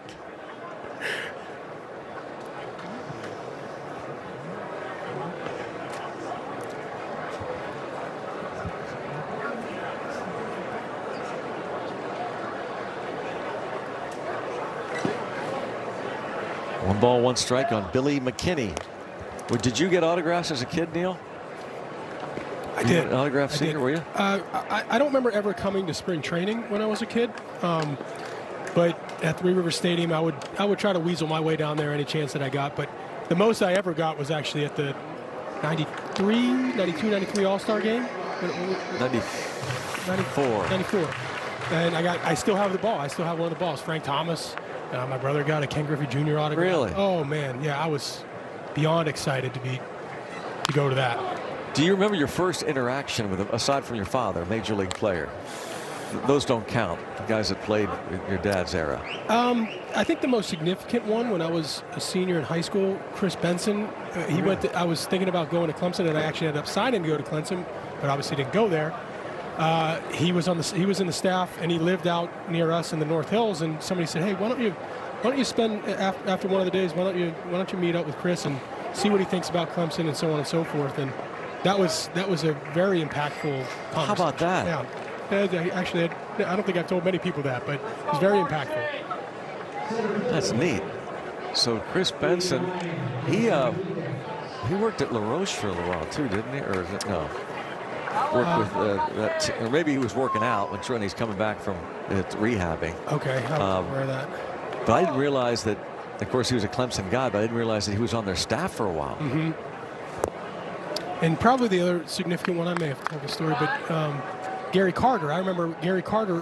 One of my dad's last years in Montreal. Gary Carter was there and caught my dad, and they developed a friendship. And many years after that, he would come when he would come to Pittsburgh. He would come out to the house, to our house. And what? Gary Carter? I'd get to play. Kid. I'd get to play catch with Gary. And Come of course, on. I was very young at the time. I was maybe 4 or 5 or 6 at the oldest. But we developed a friendship. And then fast forward to the 2006 Futures game, Gary Carter was my manager, and of course, no way, he passes away a few years after that, and I felt so incredibly fortunate to have some of those relationships. Kind of wild, isn't it? It's a crazy story, man.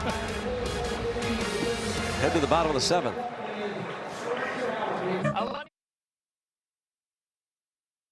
Your second big league camp, what does this experience do for you as you work your way toward the big leagues? Yeah, it's really important for me to be out here, see the big leaguers go about their business and see how they do their routines and everything so I can better my development for sure. What is the day-to-day like for you, given that you were such a high draft pick and not trying to pay attention to the quote-unquote noise, but yet get yourself prepared to make your way up the system? Yeah, it's really important. Like I said, for my development, I get out here, I do, what I need to do every day to get better. And, when the time comes, the time comes. Nick, thank you very much. Yeah, thank you very much. All right, guys. What an exciting player. And, he seemed to be on the fast track, Neil, last year. Had he not gotten hurt, who knows? We might have seen him in September. Nick Gonzalez, like Neil talked about this, and he watched as he hit this home run against the Orioles. Just a really good skill set. I mean, he's got a little bit of juice in there. He's not really known for that, but good bat-to-ball skills, plays good defense, can run. All the little things that you want in a baseball player, he's able to do it. Here is Emmanuel Terrero, young minor leaguer who made that outstanding catch in right field and played in the complex league. 1 ball, 1 strike.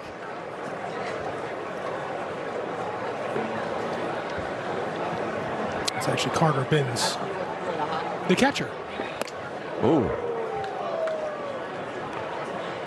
Scoreboard has Emmanuel Terrero, but it is Carter Binns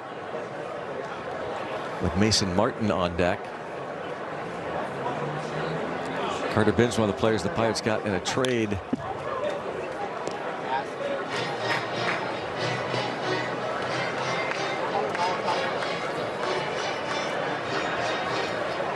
One of several good young catchers in this Pirates organization that typically a lot of organizations can't really say that. And we have 2 knocking on the door to make their big league debuts, and Andy Rodriguez and Henry Davis. So guys like Binns can get overlooked a little bit, but good young ball player, good young catcher in his own right.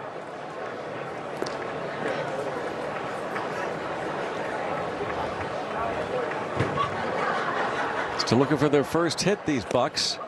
Binns reaches.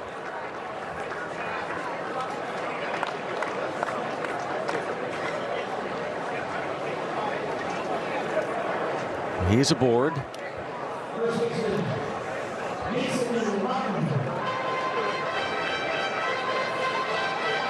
And now it is Mason Martin.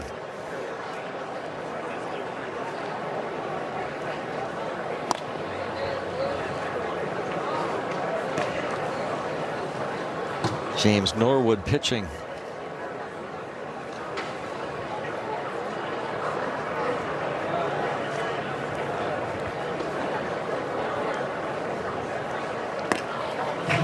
Gets away. Binns takes off for second. And out at second base. Rodolfo Duran, the new catcher for the Yankees, pounced on it and throws out Carter Binns.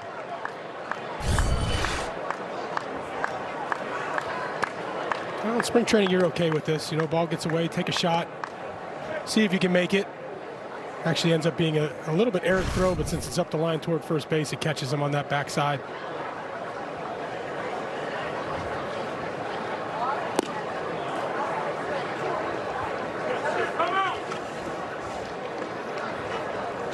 Pirates had hopes that Mason Martin might just be their answer at first base. Showed a lot of impressive power earlier in his minor league career, but his path to the show has slowed. He's had his share of injuries.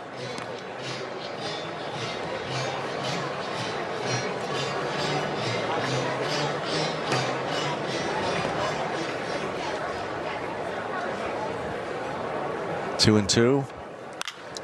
High pop. Left field. That is Lockbridge. Brandon Lockbridge in left. The Festival of Baseball is back. Catch all the excitement at the 2023 World Baseball Classic beginning March 8th. Get your tickets today at worldbaseballclassic.com. Ji-Man Choi 0 for 2, his first game as a Pirate in spring training. He had right elbow surgery to clean up some loose bodies in November. Pirates traded for him that month. Minor leaguer Jack Hartman went to the Tampa Bay Rays to get this 31-year-old from South Korea, Ji-Man Choi.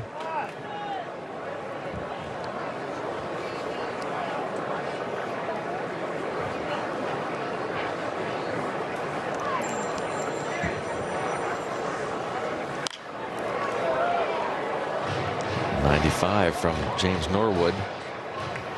Choi has struck out and bounced to second.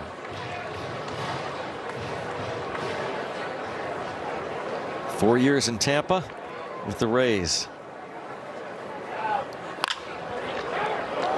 Tough little hop, but Billy McKinney makes the play, and the Pirates once again go down in order, hitless in this spring training game against the Yankees through 7.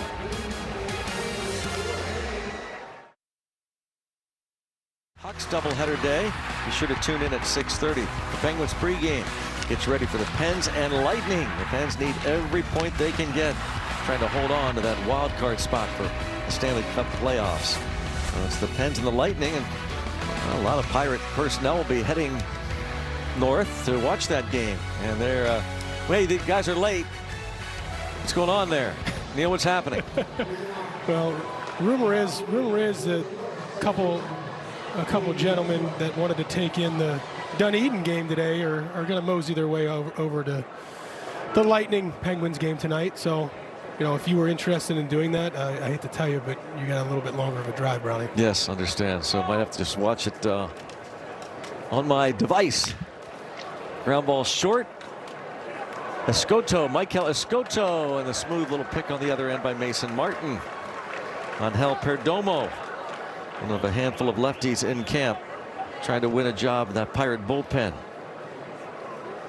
By the way, they weren't late. They're not doing, oh well, let's see, 3 o'clock I guess is when Rob and who does it? Who's going to do the pregame tonight?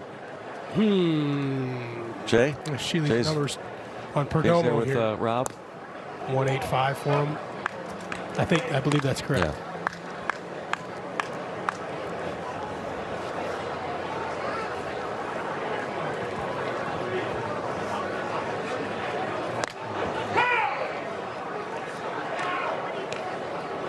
So again, Rob King, Jay Caulfield will be on that pregame. They'll be on time.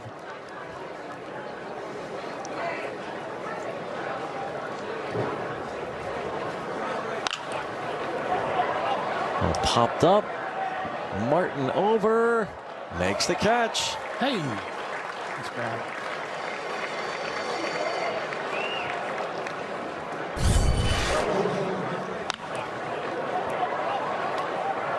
Another low. Wind blowing to straight center field. These balls right here typically come back a good 2, 3, 4, 5, 6 feet.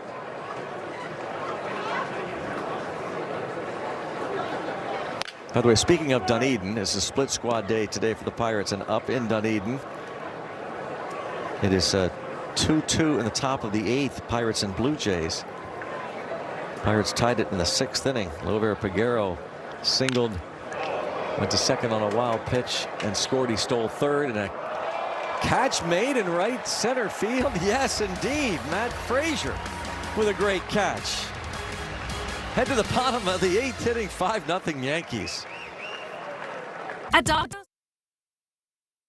Beautiful day, Buccos and Yankees here at Lecom Park. We are pleased to be joined by one of the newest additions to the Buccos, first baseman Ji-Man Choi. Daniel Park is translating for him. And Ji-Man, you switched teams for the first time here coming over to the Pirates. How would you describe the experience so far? 되게 기분이 좋고 지금 코칭 스텝이나 모든 선수들이 잘해주고 있어가지고 너무 좋습니다. I feel great because all the coaching staffs and the players have welcomed me.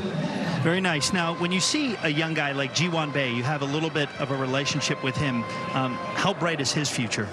이제 배지한 선수랑도 친분이 있는 걸로 아는데 배지한 선수 미래에 대해서 어떻게 생각하십니까?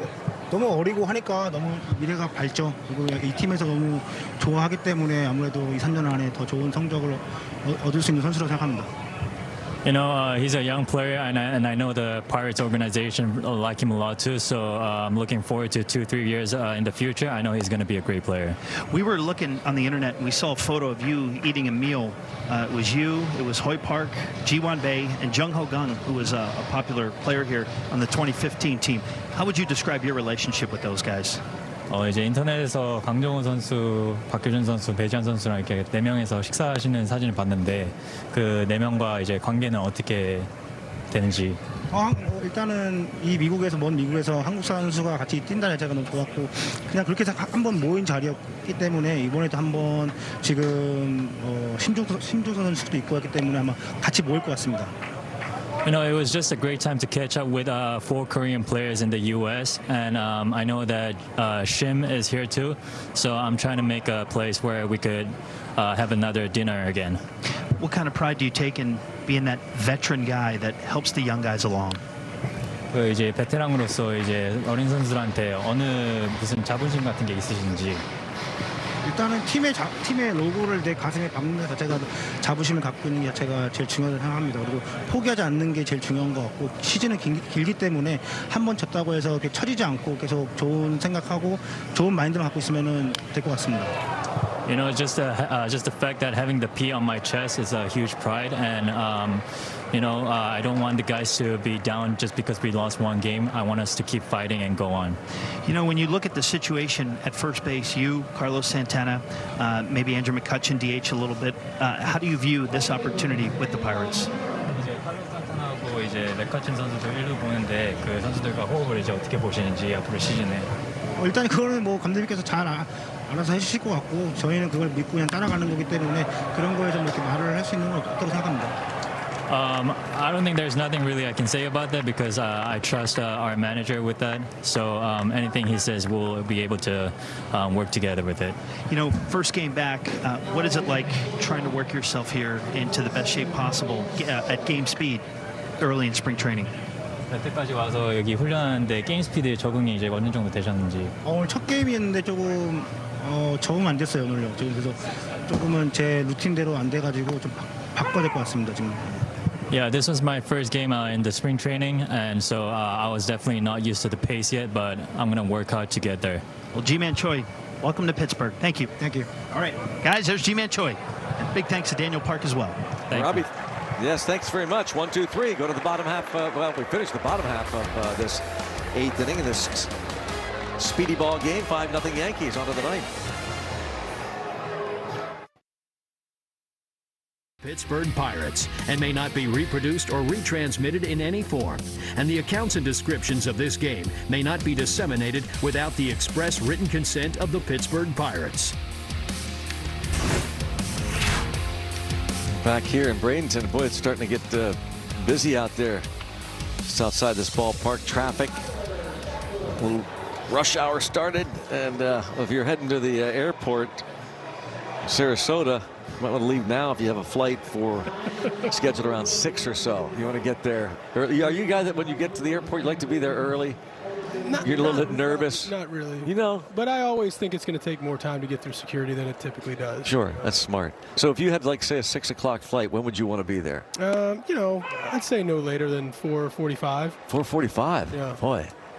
So if you're in the area and you have a flight at 6, take it from Neil. Get out of here now. Head there.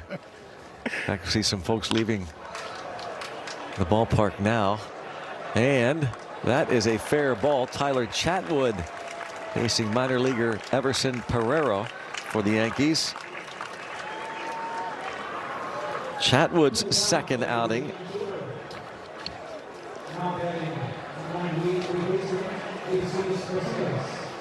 '33-year-old veteran in camp as a minor league free agent. Played in Japan last season, as you see, and over his career started some games. Bullpen work, long guy, just under a 4.5 in his career.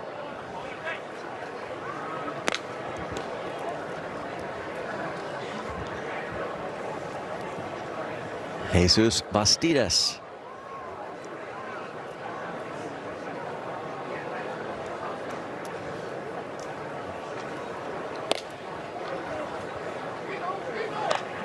Chatwood's big league career started back in 2011 with the Angels. And then a handful of years with the Rockies, signed a big free agent contract, a 3-year deal with the Cubs.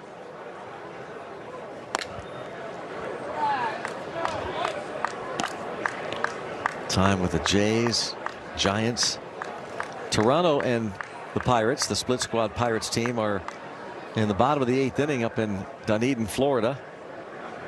And it is a 2-2 ball game. Roansy Contreras started for the Pirates in that one. Mitch Keller started this one. And though he left with a couple of men on base in the 2nd inning and 2 outs, came back out, faced one batter, Aaron Hicks, in the 3rd. So he went 1 2/3 innings. Gave up a home run to Anthony Volpe and a 2-run homer to Rafael Ortega. Tyler Chatwood walks Bastidas.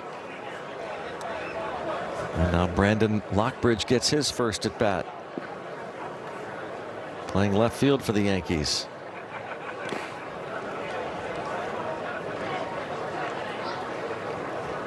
Heard it for so many years with Tyler Chatwood. Some of the best stuff in all of baseball. And the block there by Carter Benz, but just harnessing that has been so tough for him. He's always had big walk numbers. Well, having faced him in the past, nothing he throws is straight. His ball cuts, it sinks, it rides. He changes speeds on it. But you're right, that was kind of somewhat of the book. It kind of look in a certain area as an offensive player and make him come to you. In his major league career, covering 879 innings, he has walked 462 batters.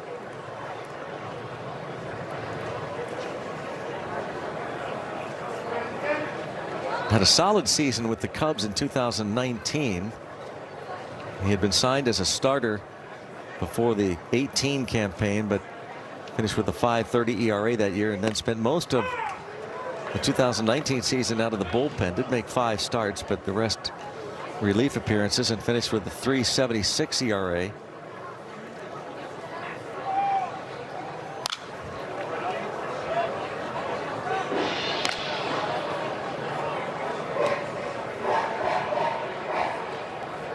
In the bottom of the 9th, Pirates trying to break up the no-hitter. Not that it matters at all.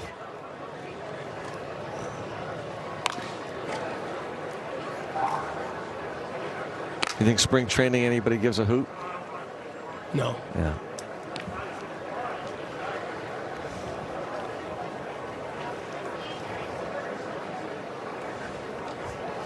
Parade of pitchers, really, for both teams. But I mean, to be fair, both sides, even with 5 runs scored by the Yankees, the pitching has been fairly clean. Not many walks up until that walk by Chatwood. There's only been 1 to this point. Runners break, and now they are loaded with nobody out.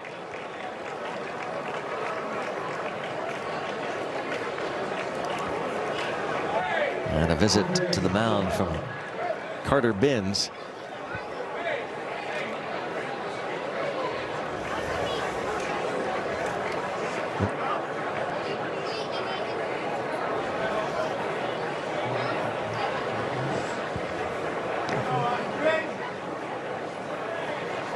Well, it's been really quick up to this point.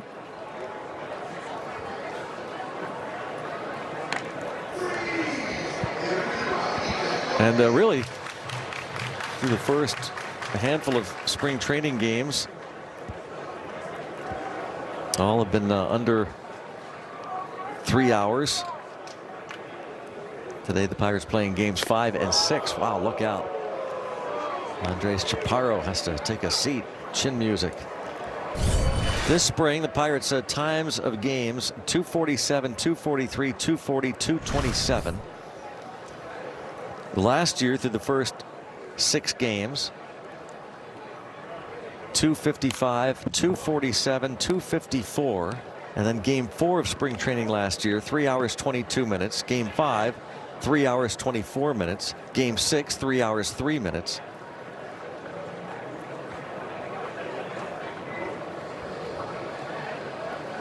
And they're already in the top of the 9th inning, and Dunedin tied it 2. Pirates and Blue Jays. Deep to left. That is a grand slam. Wow. Monster shot from Andres Chaparro. Minor league player made the trip over from Tampa.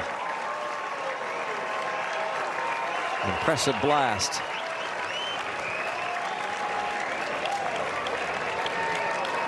Nine zip.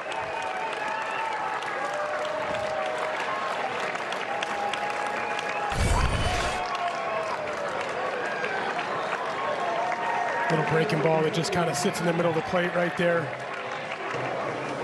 to Chaparro, and he did not miss it.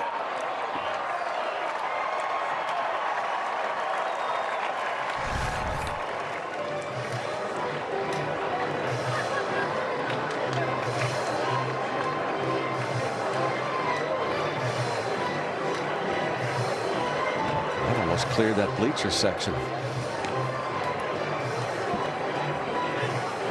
Justin Message, who is the acting pitching coach today with the Pirates playing that game up in Dunedin, split squad. Manager Derek Shelton, pitching coach Oscar Mariner up there with the club.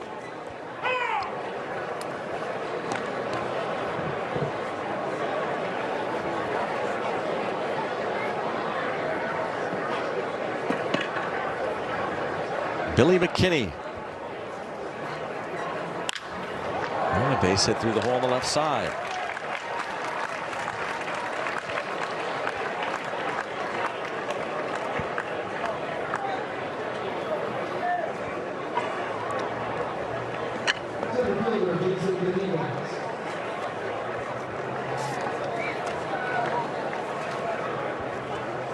And nobody out. Grand slam. Makes it 9-0, and then a hit.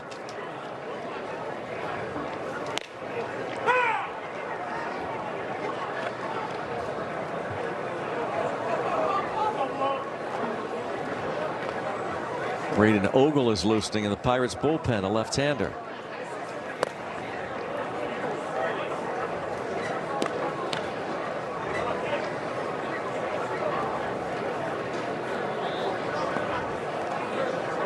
The Yankees have stolen 4 bases today. They've hit 3 home runs.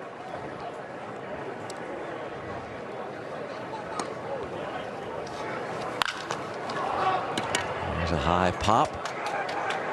Hudson Head. The out.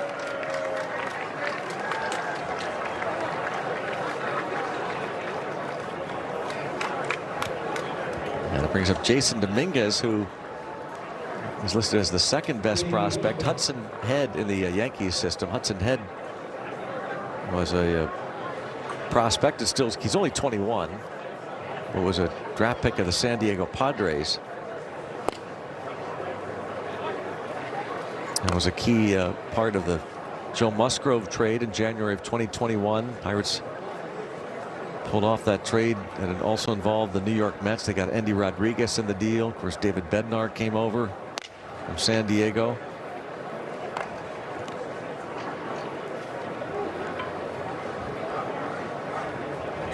Hudson Head played in high A ball last year with the Greensboro Grasshoppers. 10 homers, drove in 40. And a little over 100 games.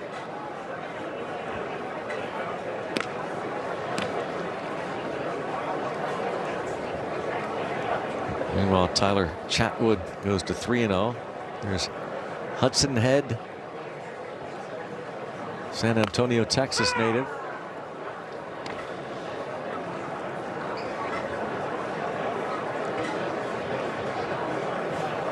Early on in camp, and as Neil said, especially with split squad, you get a chance to see even more minor league players. They get an opportunity. Yeah, it's fun. We've heard a handful of the guys' names that aren't in big league camp get in a bat and play in the field a few innings over the course of the last couple days. Ground ball short. Second one, first 2. head to the bottom half of inning number 9 here in Bradenton, and it's 9-0 Yankees. Pirates still looking for their first hit. Game number 5 of spring training. Folks here in Bradenton welcoming back Andrew McCutchen to the Pirates. Kutch started today in right field.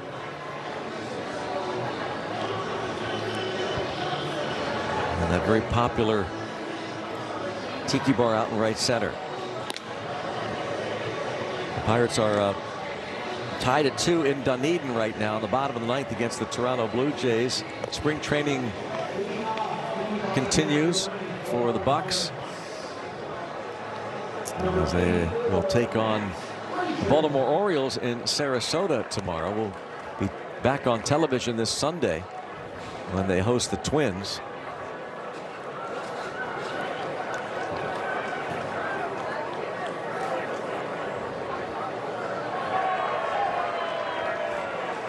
Matt Frazier.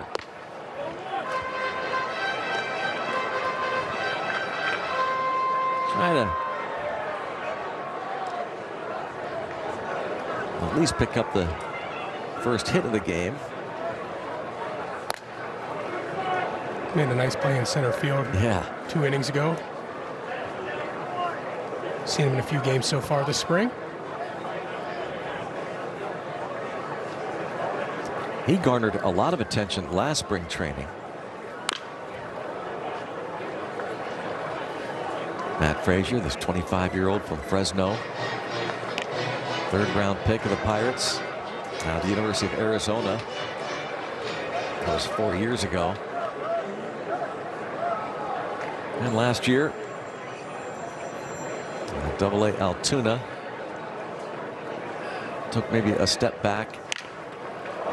This ball is chopped toward third, and there it is. And the Bronx cheer for the first hit of the game for the Pirates.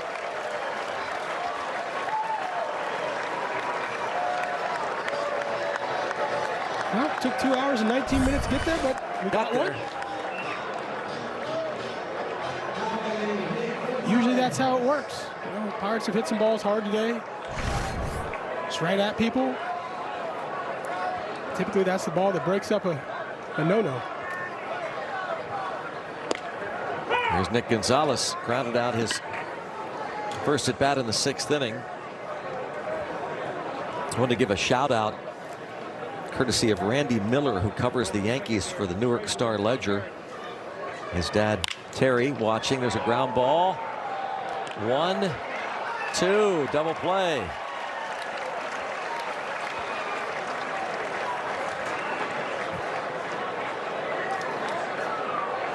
And it brings up Drew Maggi.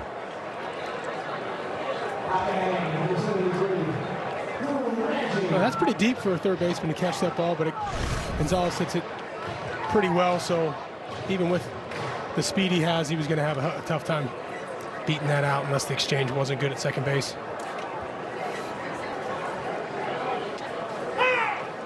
Maggi lined out in his first at bat in the 6th inning.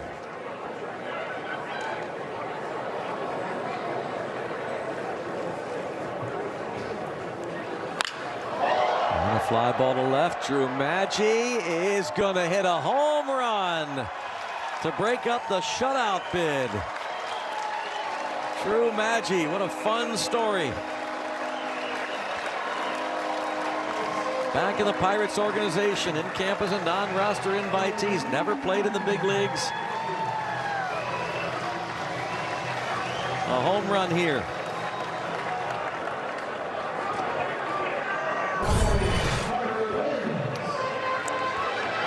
You know, hanging slider or cutter, and you see Bowman's reaction after he hits it. He knew that this was going to be a no-doubter.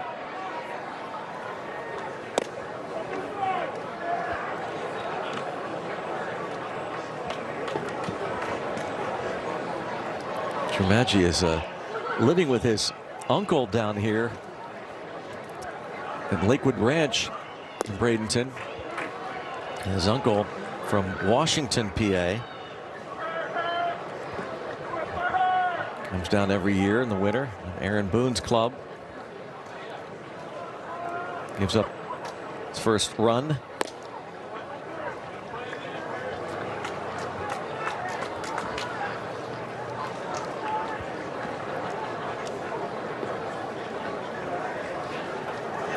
Carter Binns.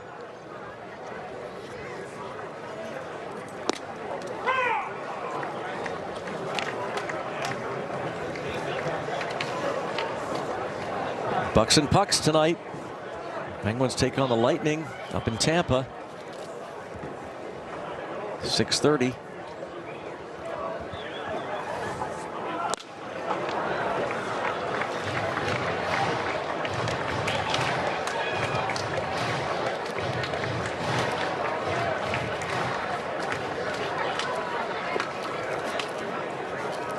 Benz calls the timeout. 3-2 the count.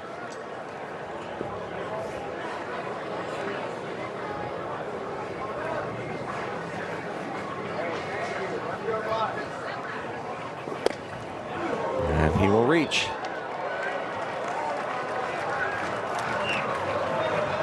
And they'll bring up Mason Martin.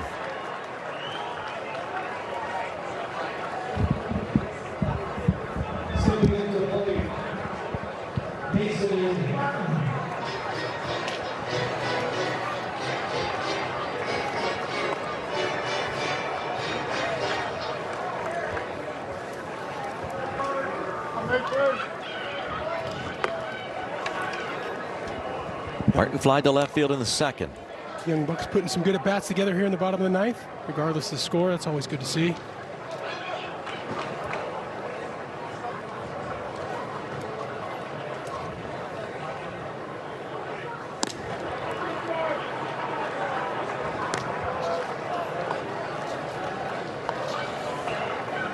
Martin was in camp last year as a non-roster invite.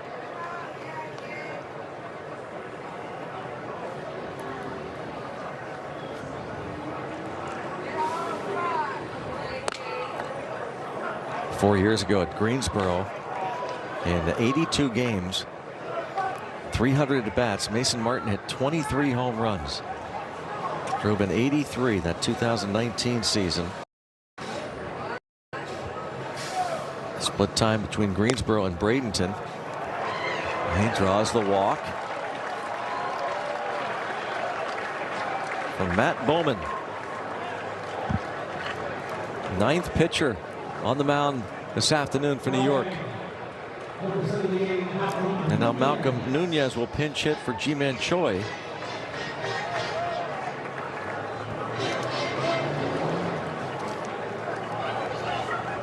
Big young right-handed hitter acquired from the Cardinals last summer. Nunez, he's been garnering a lot of attention this spring. Obviously coming over from the Cardinals, as you mentioned, but big guy. Sprays the ball around, but tremendous amount of power coming from his frame. He's just 22 years old.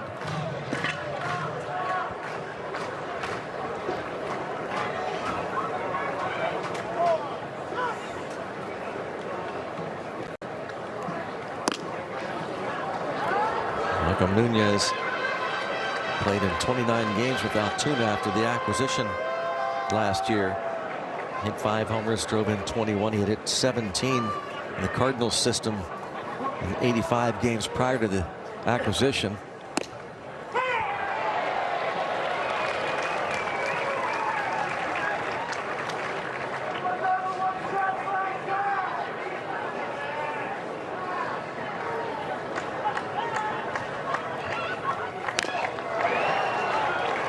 Full count.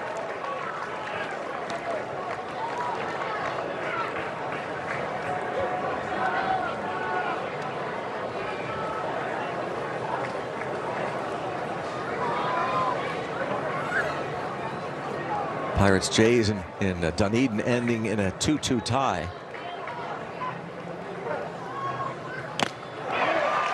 This one ends with a 9-1 Yankee victory.